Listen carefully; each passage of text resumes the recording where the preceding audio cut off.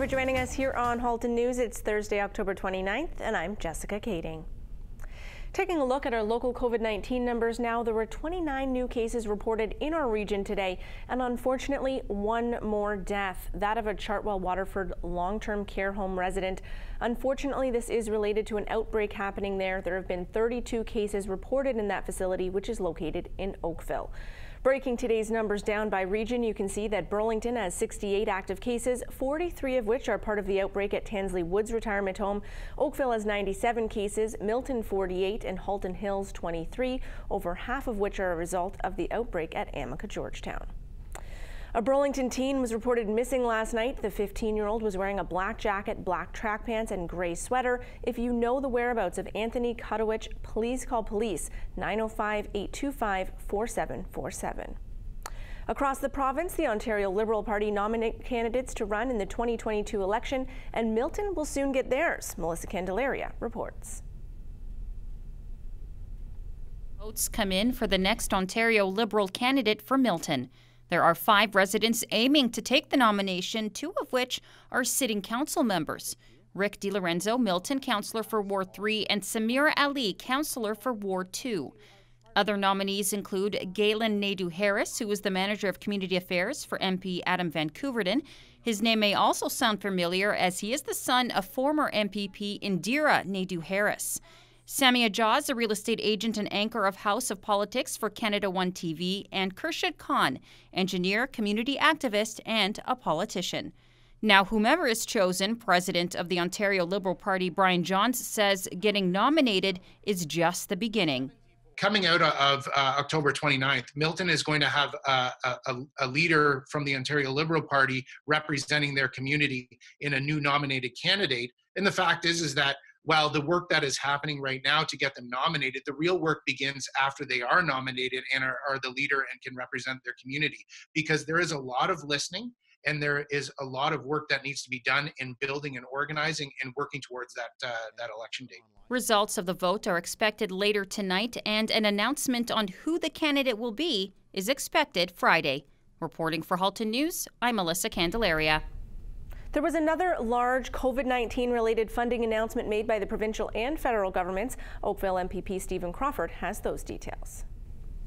Yeah, thanks, Jessica. So actually yesterday, Minister Laurie Scott and Premier Ford made an announcement about an infrastructure spend aligned with the federal government for $1.05 billion. And that it's called the COVID Resilience Fund.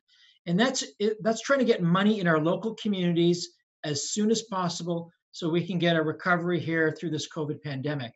And that money is going to be spent approximately $700 million on education. These will be educational upgrades and facilities, $100 million in long-term care homes, and $250 million will be sent to municipalities across the province. So we're really excited. This is a very big spend by the province on infrastructure, and we're really speeding it up so that we can get construction completed by the end of 2021. So we're really excited that we made that announcement yesterday in conjunction with the federal government as well.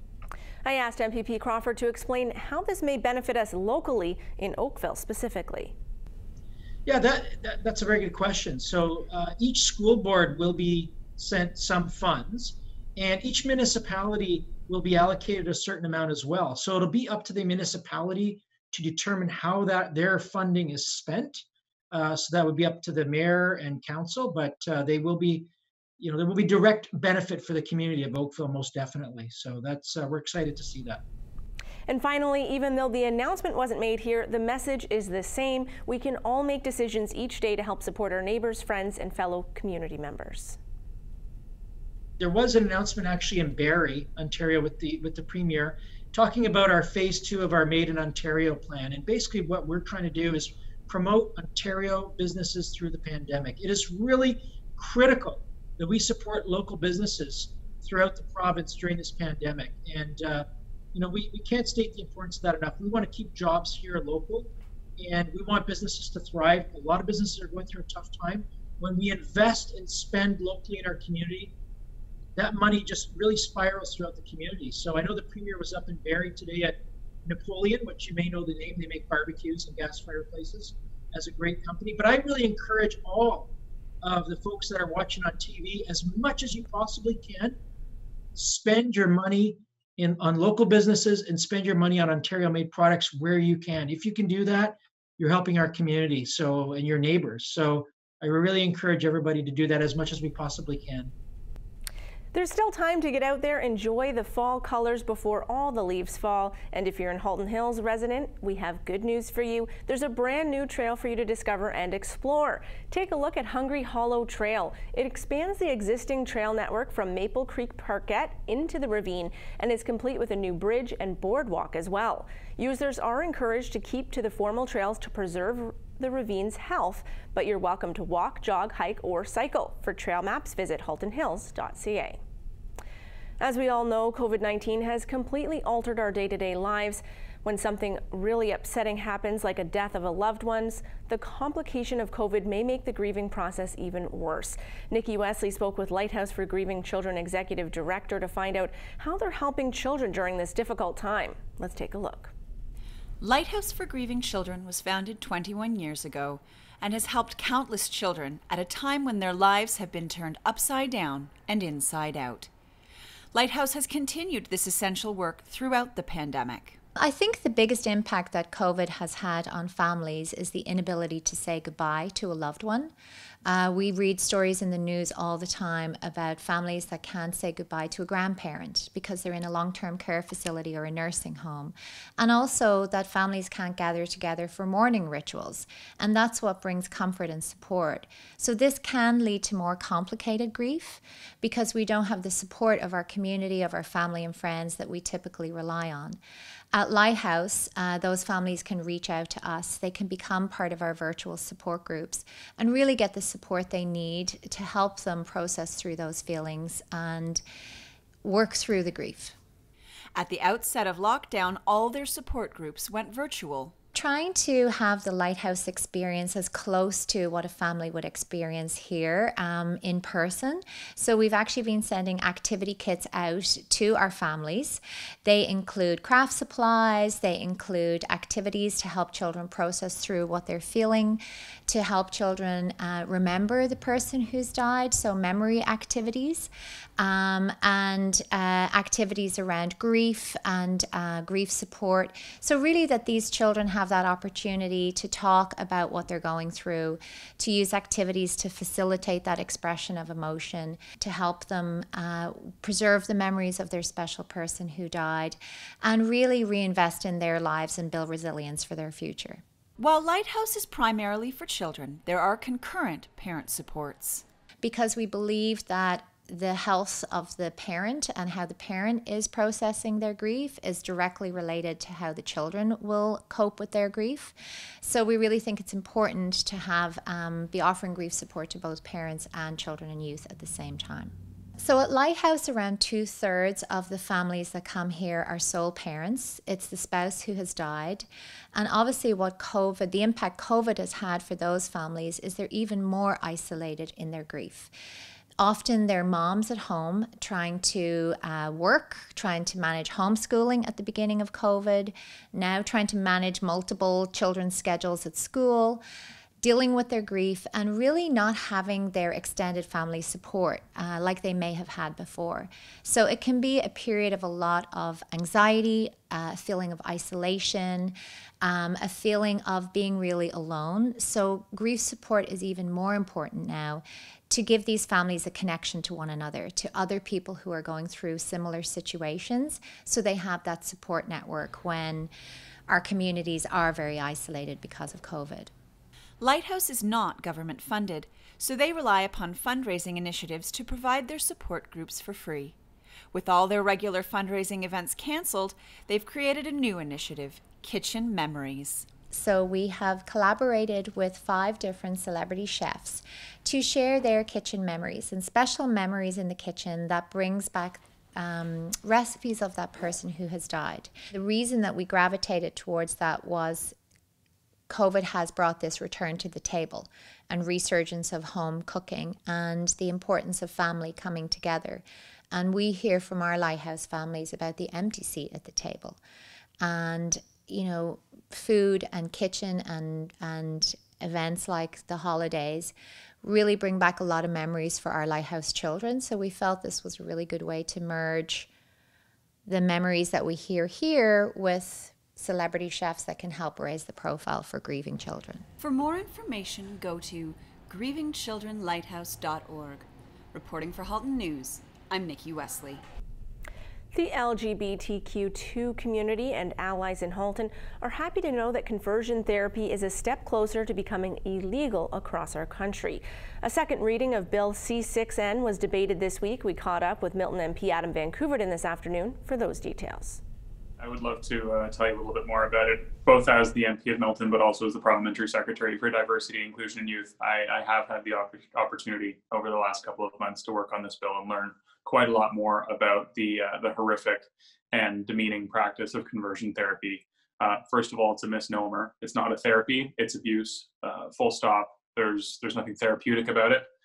It's based on the false assumption that people should and can change their sexuality or their gender identity, which are false pretenses. But it's also extremely harmful and causes trauma. So very gratefully, the majority of the people elected to represent their neighbors in Parliament voted against conversion therapy and voted for Bill C6, which criminalizes conversion therapy.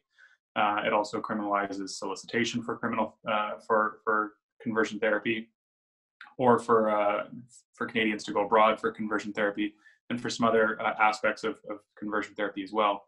But this bill is about love and acceptance. This bill is about progress for members of the LGBTQ2S community who should not be made to feel at any time that they should change who they are in order to live in society with everybody else. The process now is that it goes back to committee, which is important to recognize, because while only 7 members of the Conservative Party voted against banning conversion therapy, many of them chose to take the occasion to provide a caveat as to why they were voting for it, which is a novel approach, given that generally when you vote in the House of Commons, you simply stand up when your name is called and then sit down in order to vote yay or nay. And now, because we're being asked to do it over Zoom, it's I vote for or I vote against. And many members of the Conservative Party decided to say why they were voting for it, almost as a protest vote, saying that they would like to see it go to committee because they want it modified or changed. I'm not in interest of modifying it or broadening it or making exceptions. I don't think that's appropriate. The members of the LGBTQ2S community and spokespersons for the community are very clear that this type of hatred and intolerance has no place in Canada. Once it goes through committee level, it will be brought back to the House for debate on a third reading. If passed, it would then go to Senate for final approval before it can become law. Still ahead, you can help clean up your neighborhood with your family and friends with Burlington Green while maintaining social distancing. They're offering gloves and bags to help you do so. The details are up next.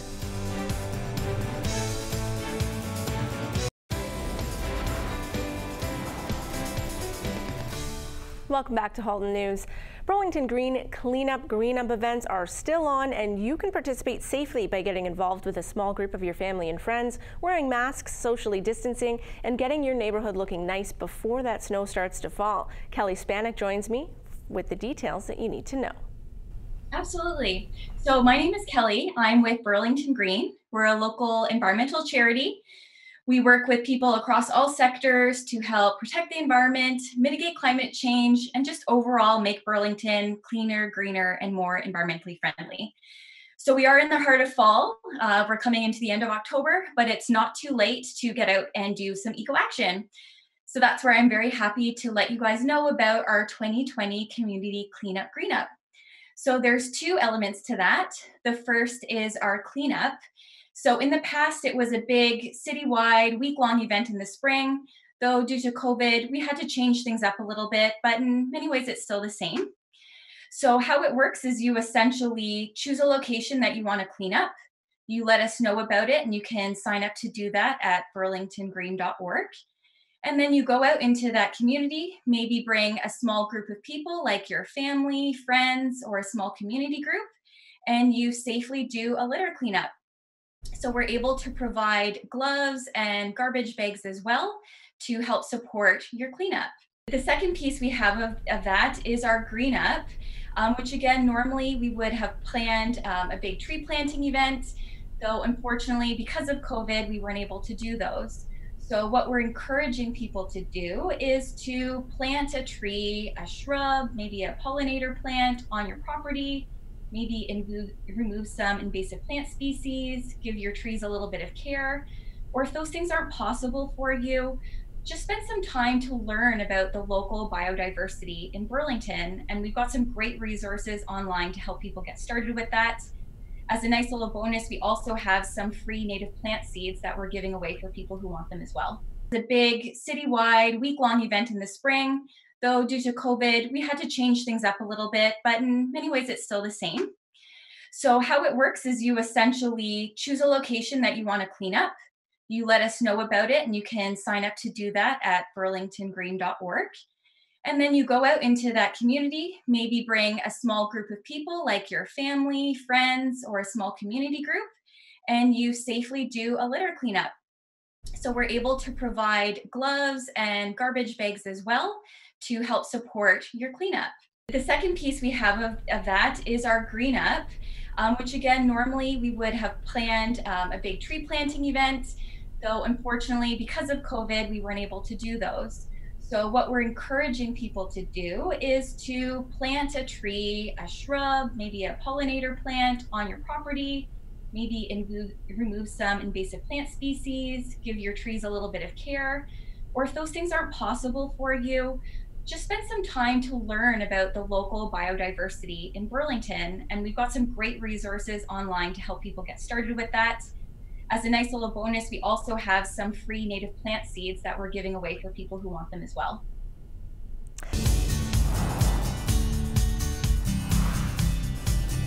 Taking a look now at this beautiful fall scenery. Enjoy it because you heard me mention snow, and there is a slight chance of it in our forecast. Look at that on Monday, 40% chance of flurries. But let's not think about that now.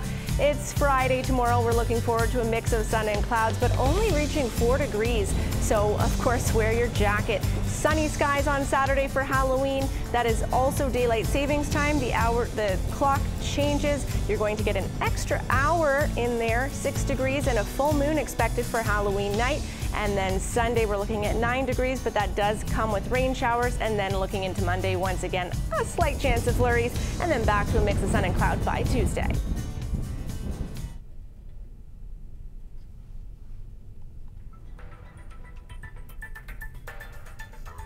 This week is your final chance to submit nominations for the 26th Annual Oakville Awards for Business Excellence.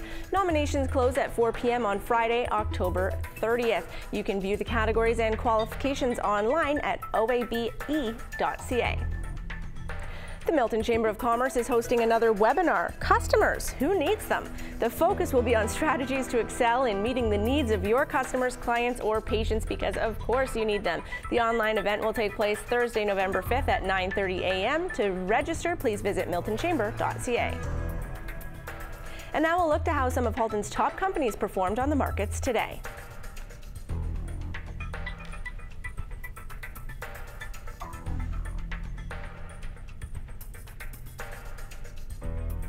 Still ahead, we have a very unique comeback story for you. The details after this.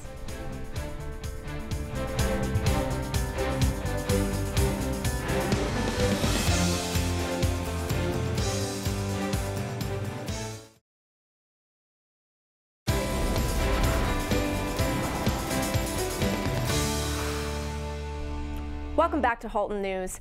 From Wallet to Wealth is an event put on to engage, enhance, and empower women, as well as give back to the Halton Women's Place, Halton's only women's shelter.